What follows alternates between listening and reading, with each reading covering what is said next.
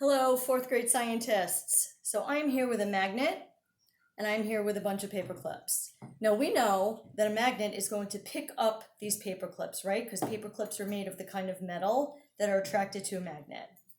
But what do you think would happen if I used just a regular piece of metal to try to pick up these paper clips? Do you think anything's going to happen?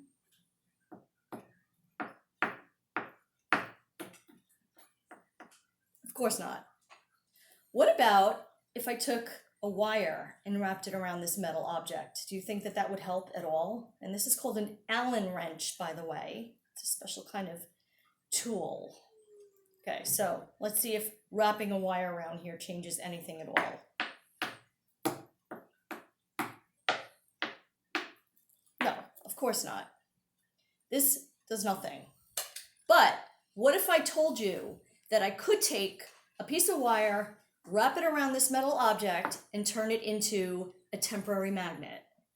It's called an electromagnet, and I'm going to try. So an electromagnet is a regular piece of metal that is put into a circuit, and it is turned on and off by opening and closing the circuit. So here we have mostly a circuit. Now this is where our battery is going to go. We use the bigger batteries at school and the big battery holders. I only have a little one. The battery holder is the same, only it's smaller. And I have wires coming right out of here that I have connected to this other wire that I'm going to be wrapping around. This is called an Allen wrench, in case I didn't say that. I'm going to be wrapping it around my Allen wrench. Now, because these are covered with the insulating material, the colored plastic or rubber or whatever it is, I actually had to strip this away. At school, we had those alligator clips with the metal at the end. I had to strip it away so that they each had you could see right here, the regular wire at the end not being covered with the insulating material, because if the metal was not touching the metal, we know that the circuit would not be closed. So we're going to see what happens. We're going to take our battery. I have to put it in the right way. Okay. Now, there's nothing here like a little light bulb to tell us that this circuit is closed. But what's going to tell us is we are going to wrap this wire around this Allen wrench and see if this will now serve as an electromagnet. Let's find out. Look! I just picked up 3 paper clips. What's happening is that the electricity that's going around this circuit is actually creating a magnetic field around this Allen wrench, this regular piece of metal.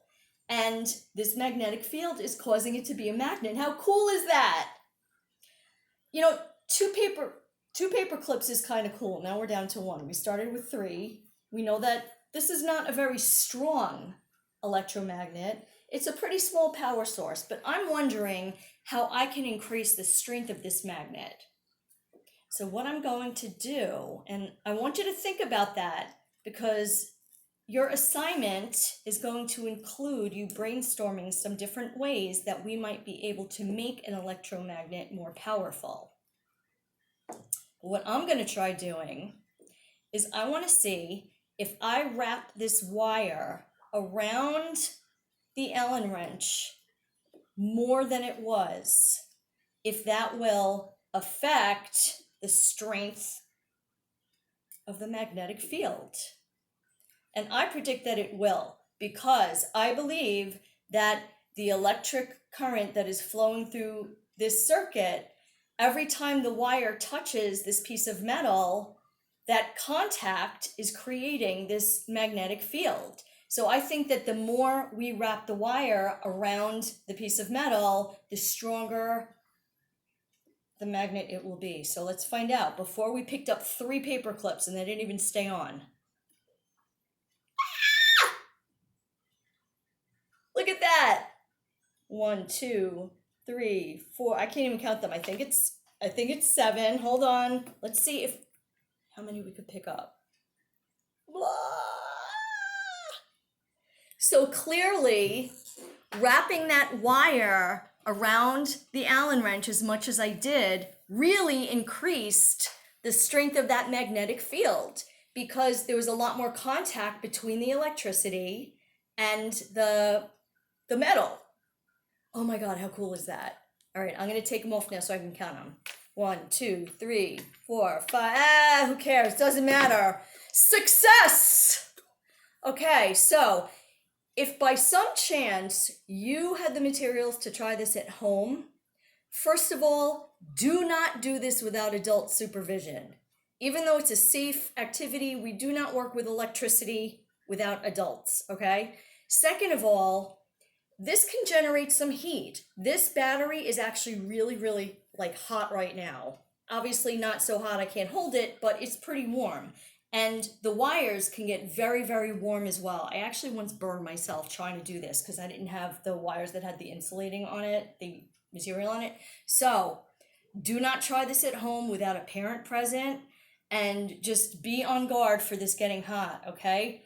All right, scientists, this has been really exciting. Bye.